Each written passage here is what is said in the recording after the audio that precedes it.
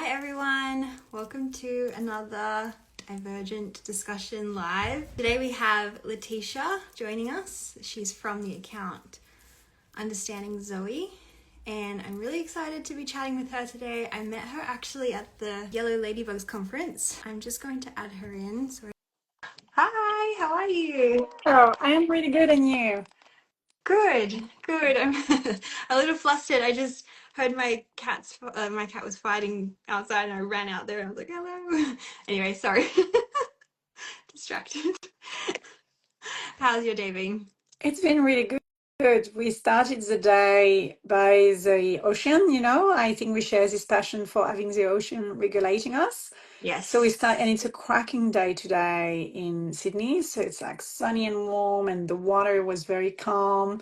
I Oh, was hoping to good. spot some whales, but I didn't. But yeah, it was very lovely. A lovely Friday I morning. I saw there was like a whale spotting. Where was it? In Sydney somewhere. Oh, I didn't see it. Manly?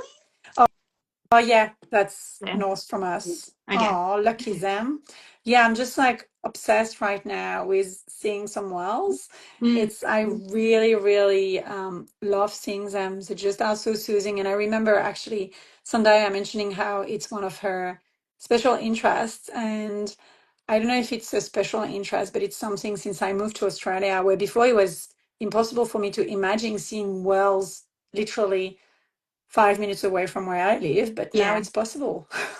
Yeah, and they're amazing. Oh, Casey said there's lots of whales in Newcastle. Yeah, I think it's whale season right now, so they're It is, yeah. traveling down the coast. Yeah, I've got to go and spot some, Casey. I think while they're going down the uh east coast of Australia. I really don't know. That's why it's not a special interest to me because I don't know as much about whales as I could talk about other Oh, topics. that's an interesting thing to talk about though, because I have seen these posts where it's like, you should know all the information about your special interest, but I honestly don't think that that's a thing. Like, you don't have to like know everything about your special interest to be a special interest. I think it's just, Yeah. especially with our limited time being parents, Oh, like yes. there's no time. That's so true. But this is also, this kind of syndromes that um, lots of people have, which is when you find you don't know enough. And the thing is, as autistic, we always find that we don't know enough about something. We need to go Yes. like so deep Yes. before finding like, okay, I think I know enough. So it's like, Actually, I don't think I ever get there. I don't think I ever get to the point where I'm like, I know everything about yeah, this, me neither. because I Me think you just neither. keep going and keep going. And yeah, Redhead Bluff is a beautiful spot to watch. Yes, Redhead. I went there last week actually. Redhead Beach. It was a good time. So I start off these divergent discussions asking everyone what their favorite sim toy, fidget, regulation tool. Mine currently is this thing. I bought it at the conference. It's a little, I actually can't remember the name of it. Specs, I think it is, from Yeah. Cable, but it's Is it amazing. like all magnet? Because I had one with magnet in the past that I loved because then you can, yeah. So I used to have one like this. I loved it. And right now it's actually this dog.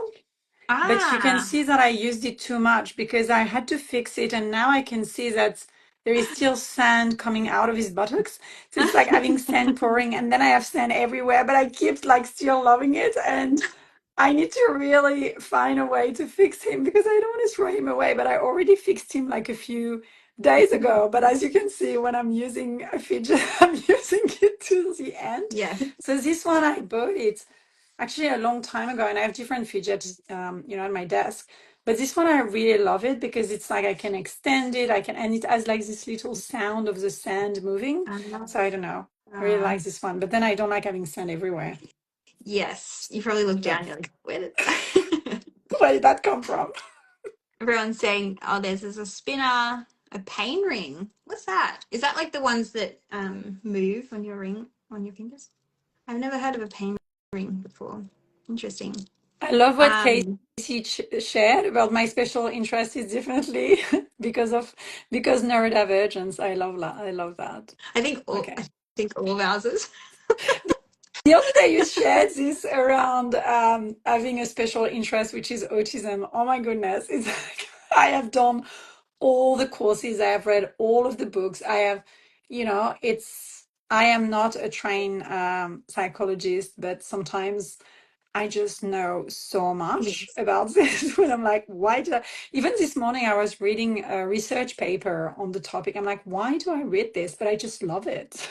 Just love Yeah, and I think part of it is just like um because I was late diagnosed. I think finding this out about my son and then finding it about myself, I'm like, it's really it. interesting because it's just like it helps me understand our brains and Yeah, how we work. And I think is it Zendaya that said that a lot of psychologists are yeah, probably autistic yeah, because of the way that we're very like we like to I shouldn't say we a lot of autistic people like to analyze the brain and psychology and all those things, so it's interesting. yeah. I love that. As someone else said, soft stuffy. Yeah, I don't like soft things, but my kids definitely do. I started a local Facebook group to find local ND late diagnosed. Oh, cool. Definitely send that to me and I can join it, share it, do all the things. Um, yeah, so we were wondering what we were going to talk about today. And I was really interested in two things that you talk about on your page, which is the, what is it? Apple deficiency Syndrome? syndrome. Yeah, that's it. Yeah. I thought that was a really cool thing that you could tell everyone about. Like, I found it really good to understand and I guess explain to people. So did you want to Yeah, we can start explain there for sure. that? Yeah, sure. So it's something that I initially learned doing one of the training from Sandaya Menon with Onward and Upwards on Instagram. And so it was about 2 years ago now, or something like that, that I did a training, which is like normally for psychologists, which is about neurodiversity, affirming care, and during that training, she mentioned how you would not compare an apple with an orange, and you wouldn't say that an orange is having an apple syndrome disorder. So I Mm. took that a bit further by talking about the fruit syndrome. You wouldn't say that someone in the fruit family, so like we are in the human family, you wouldn't say that one of the type of human have a disorder, Mm. are disordered, are not fitting in because of the norm. So it's just like some things that I shared during the training. And of course, I acknowledge Sandaya. And then, because it's very important, something to know in the space is I really want every one of you to always honor the lineage, the mentoring, and the IP, Mhm. because every of those content creator, me and you included, and Sandaya and teachers and so on, this is their work, right? This is Yeah. something really important. So I did this training and I was sharing, and actually the funny story is on that Instagram post there is a copy in my slide which a lot of people picked up on, but I'm also Ah. dyslexic on top of being autistic, PDA, ADHD, 2E, and so on and so forth. In the bingo of neurodivergence, I am also dyslexic. And so I misspelled neurodiversity, which a lot of people picked up also on the post, but I don't think this is what made it go viral. I think we are now sitting at 6.5 million views. It was Wow. more the debates that emerged from that post around, so you're kind of not honoring disability. I was like, no, it's not that I'm not honoring disability. It is honoring disability and not saying that disability means disordered. Yeah. So the fruit disorder conversations was beautiful because it opened up the conversation and the understanding that a lot of people still don't understand the social model of disability. A lot of people still don't understand what neurodiversity affirming means, and so on and so forth. And those are at the heart of the work that we do with Understanding Zoe. So it was just a beautiful reminder of, when you are in your special interest, when you are in a field where you surround yourself with people who are in the same field. For me, that's nothing is crazy about this post. It's No. very normal. It's like my day to day in all the conversation I have, in all of the content I consume, in all of the things that I do. But then I Mm-hmm. realized that actually outside of this bubble, there are a lot of people who are not yet understanding Mm-hmm. those topics. And so it opened up like a lot of conversation. I started replying to some comments, and then I had like thousands of comments and I couldn't reply. So I just decided to just drop off. And my RSD was quite triggered as well by some of the comments of people who were like, oh, but why would you compare an apple and an orange? Like, why would you? So it's like all of those conversations where I could just see how there is a gap. There Yeah. is space for lots more understandings. There is space for lots more education. Mm-hmm. And I'm glad to be able to contribute in my humble ways in closing that gap. Yeah, I definitely notice when like there's been few of my videos that have gone viral, and I definitely notice when it reaches outside people in this community, because there's just a lot of misunderstandings and a lot Yeah, of comments that are very that pathology yeah, paradigm of completely. autism. And I found it really interesting to listen to Sunny, the lived experience educator, um, and all of the questions that she asked. I thought that was really cool that she asked those questions like, do not let your kids have breakfast at dinner and all those things. And it really made you reflect. And I kept thinking to myself, I'm like, this needs to go outside this community because this community gets that. But I think it just really needs to reach out. And I think it's amazing what you're doing with, reaching out to that community. And I think we've all got this passion to to get to that community. It's really hard to talk to that community sometimes because they're very stuck in their ways, and know they're right and we're wrong. So it's interesting, but it's really good when you can get the chance to talk to someone who is open to Yeah, changing their views on something that they don't necessarily experience. So how how would they know? I think that yeah. whole lived experience, and it's great that you're doing that.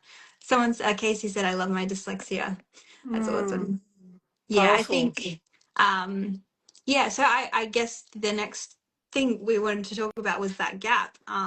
You recently did a Yeah. crowdfunding campaign, is that correct? Yeah, we did a crowdfunding campaign for closing that neurodiversity data gap. So my special interest is AI and data. So I've worked in the AI space and big data space before it was trendy. Like I started in 2014 working in that space. So 11 years of working in AI for big firms as a general manager. So it's really something that I love to go very, very, very deep on. And when I started understanding Zoe, I realized that so understanding Zoe is a neurodiversity affirming platform which connects parents and the whole care village with key information about the child so that educator, teacher, support worker, therapists can all work together.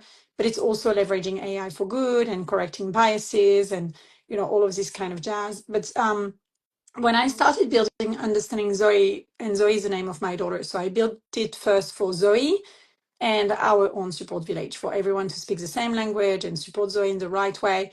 So, and also for me to have a second brain, so I didn't have to remember everything about Zoe and always repeat myself and exhausting every time you have a new support worker coming in. And so this is what she likes, this is what she dislikes, this is what her special interest, and this is how to like just ask the fucking AI, just stop asking me. So I created this It's very yeah.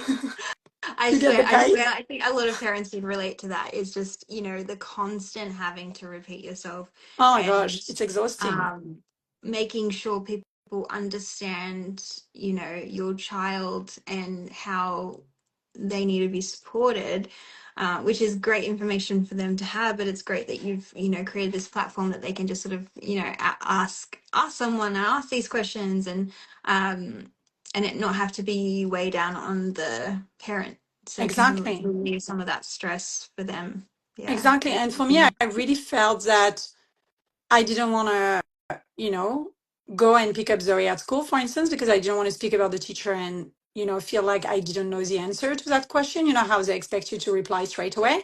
What do I do Mhm. when Zoe does that in the classroom? We don't always, So yeah, blank. it's not instantly like in your No. brain, and then you go away and you're like, oh, I should have said this. Exactly, I think. because I'm very like I sometimes struggle to answer straight away when it's not my domain of expertise and so on. And so we just created it initially for that. And so yeah, so sorry, I went on a tangent, but just to explain to everyone. So as we were building Understanding Zoe and we were starting to go out to the community to find more parents to test and use it and so on, I realized that there were a big data gap. So what's happening, it's like in Australia, we don't do much research about parenting neurodivergent children. We don't do much research about what are the beautiful thing and the difficult thing. What are the moments of choices that we have to make about our career and the choices that we have to make around our social circles? All of those things couldn't find any data, couldn't Yeah, find any university, no one studying the reality of the lives of those parents and the nuances in those lives and all of that. So really, really, really shocked by this. I found one data set from one university close to Perth, Deakin University, which had done the research on a sample size of 16 parents. I was like, seriously, this is crap. So as I have this kind of vision sometimes to go super big, they did 16, let me do 500. So yeah. I kicked off a research amongst 500 parents of neurodivergent kids. If you want to be involved, you can still reach out to us. But then I realized how much it costs to do a research. And I was like, okay, I'm not in a big firm anymore. I'm a small social enterprise. So I don't have this, the whole cash to put into this, but I will put my personal finance. But what about I ask the community to fundraise and give them some gifts in return? And so we managed to raise a little bit through that crowdfunding campaign. But what was even more powerful around that crowdfunding campaign is not so much the money we raised. We only raised $977, which is not crazy amount. It's going to cover 1/10 of the Mm. cost. So it's like Um, nothing, but that's okay. I was ready to commit with my personal finance because this needs to be closed as a gap.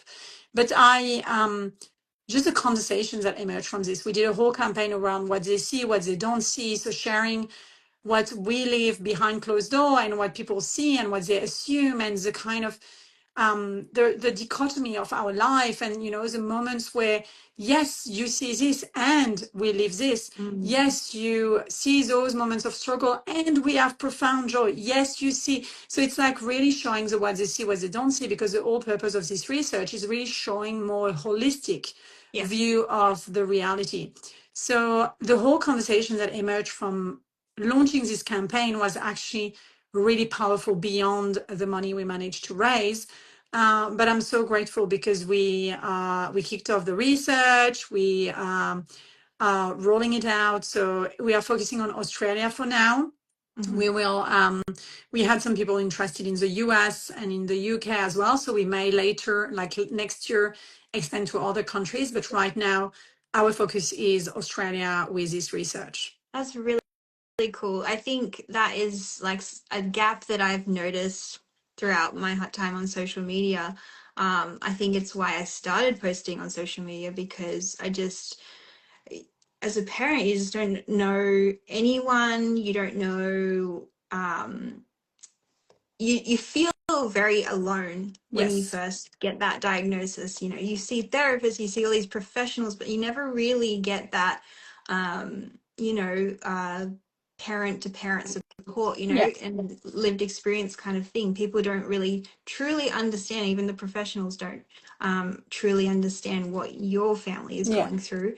And so that is a huge gap, and I think it's really cool that you are studying that and researching that, because hopefully from that it will come to some kind of solution and support, highlighting to the government This is even, what we want. We want to change policies. So yes. understanding Zoe is a social enterprise, which means we are looking at the impact, the overall impact we can have on policies, the overall impact we can have on communities, the overall. So that's, like you ask someone who was a general manager in a big firm to just have an impact in a topic that I'm passionate about, then you will see I'm going to move mountain. But yeah, it's really, I think today it's what we always say, we can't change what we can't see. Mm-hmm. And right now in the data, we can't see.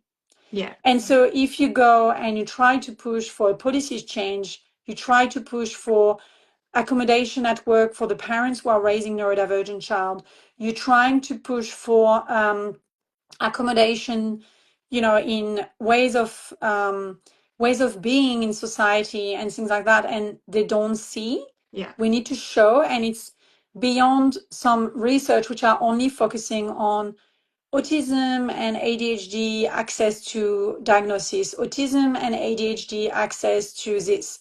No, Yeah. we're talking about the overall impact and how we need to change the way we cater for that. So it's really kind of I'm very, very excited for the findings to emerge, but we already see some trends emerging, and some of them are really about the caregiver loads that very often land on the mother's shoulders, whether or not they're separated. We see lots of women then leaving the workforce or reducing their hours for the caregiving role. We see lots of isolation, social isolation coming from this, but we also see profound connection within a community, within a family, around those children. So it's like we have beautiful insights, more hardship one. As always, it's not, only shadow and darkness.